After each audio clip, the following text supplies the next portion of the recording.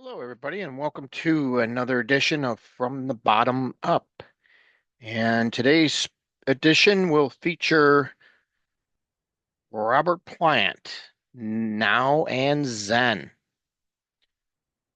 So, Now and Zen came out on February the 29th, 1988. Yes, Leap Day. And it was released on Esperanza Records and peaked at number 6 on the US charts and was certified triple platinum. And the producers on the album were Tim Palmer, Robert himself, and Phil Johnstone. Basically, this brought Robert Plant back from the bizarre world of his prior album, Shaken and Stirred, which was an eclectic album to say the least that was pretty much all over the place. This album definitely felt more like Robert Plant finding himself again. And we're going to rate all 10 tracks on this one. And if you, in case you're curious and say 10. I thought there was 9. Well, the CD has an extra track on it, and that is none other than Walking Towards Paradise. So we're going to include that on here because, basically that was during the CD age, and that's what most of the record sales entailed were the CD.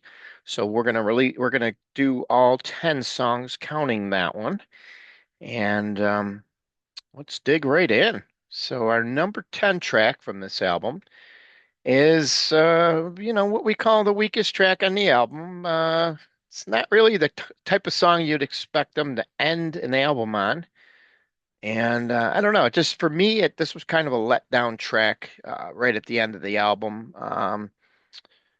Seems like it was almost as if it was some kind of a leftover track from Shaken and Stirred, but we're talking about White, Clean, and Neat. Definitely kind of is about teen life and growing up in the 1950s, basically is what we're looking at here. So that's what we got at number 10, White, Clean, and Neat. And that closes out the initial release, and then obviously Walking Towards Paradise would be the bonus track would be right at the end. But for all intents and purposes, White, Clean, and Neat is definitely going to be our number 10, regardless of what we have here. And number 9, Why? And this song is another song that actually precedes White, Clean, and Neat on the album, the eighth track of the album. It just feels kind of generic, kind of a mostly forgettable track from Plant's, considering all his immense talent and everything. I thought that this song was kind of just almost like a filler, kind of throwaway track. Why? So that's why we got it at number 9. Now, number 8's definitely where the pace picks up here. I pretty much would say everything from 8 on up is either good, very good, or excellent. So this is kind of where we start hitting the sweet spot of the album. My number 8 is Billy's Revenge, which is a track that features a lot of heavy guitar here, kind of a fast-paced rockabilly type tune, and definitely has it's got some fast playing on here. Really enjoy guitarist Doug Boyle's solo on this one.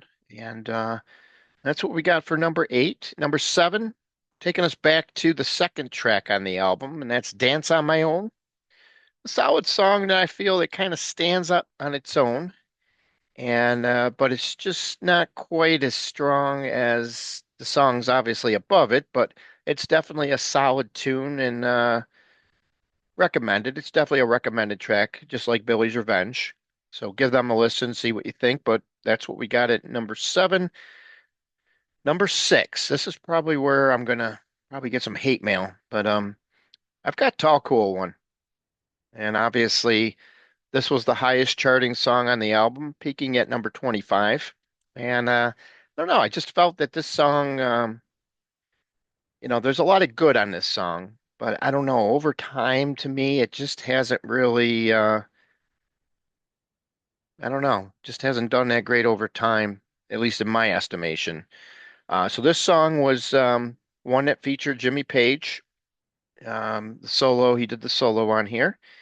And it also features many Led Zeppelin riffs and as well as many lyrical innuendos, such as you can hear or feels Black Dog, Dazed and Confused, Whole Lot of Love, The Ocean, Custard Pie, and even When the Levee Breaks, you can hear and feel a little bit of each of those in this song. But despite that fact, this song seemed to go over much better live, obviously. I think because they extended out on the live versions a little bit more with the Zeppelin material that they mixed in here.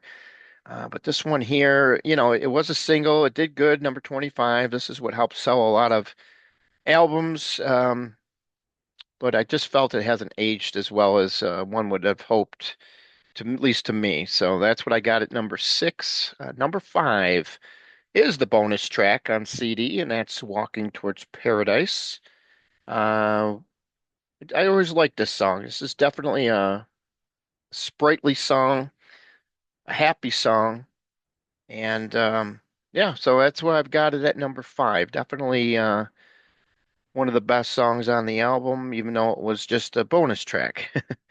All right, so that's going to take us down to our number four, and this is going to be the third single that was released from this album. It only peaked at number 84, and we're talking about Ship of Fools. Definitely always liked this song. It's a little mellow, obviously. It was one that was performed at the Atlantic Records 40th anniversary concert with a solo band. Um, always liked this one. And I thought it was always went over pretty cool live as well from the times that I seen him where he performed this one.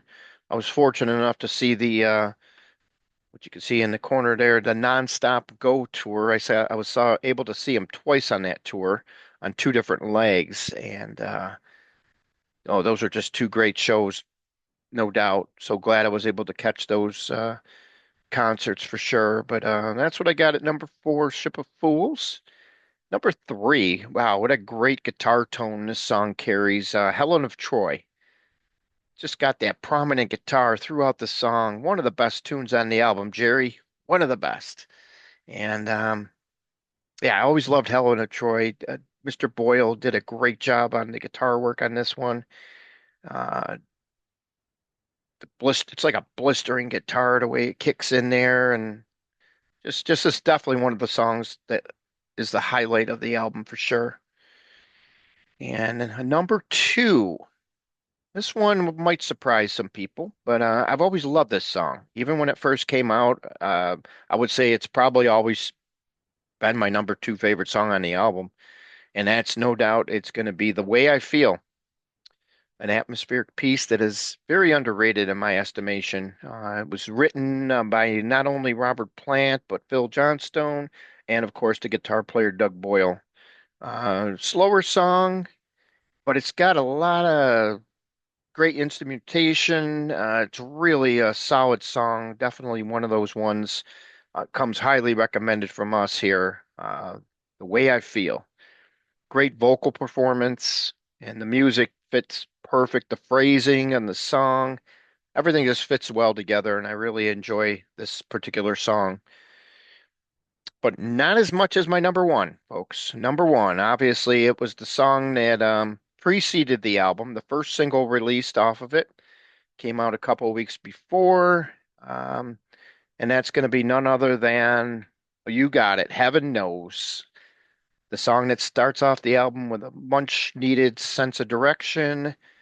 Odd that it did not reach anything on the US charts. I was very surprised as far as the Billboard 100 goes. However, it did top the US mainstream chart. So, I mean, I guess at that point in time, as long as you were charting somewhere, it definitely helped the album sales because this album went on to become triple platinum. The only other thing I want to make note on this Heaven Knows, which is just a fabulous song from beginning to end. That obviously this is the other song that Jimmy Page plays on, and what a fantastic guitar solo, which highlights this song and puts a feather in the cap on this one here. No doubt, Heaven Knows, just a great standard song. Awesome. I can't say enough about it. One of the highlights of Robert Plant's catalog by a by a long shot. And that's what we got here at number one. So just to quickly recap, we've got 10, we've got White, Clean and Neat. Number 9, Why. Number 8, Billy's Revenge. Number 7, Dance on My Own. Number 6, Tall Cool One. 5, Walking Towards Paradise. 4, Ship of Fools. 3, Helen of Troy. 2, The Way I Feel. And number 1, Heaven Knows. And that concludes this episode. Robert Plant, Now and Zen, from the bottom up. Stay tuned for many, many more. Thank you.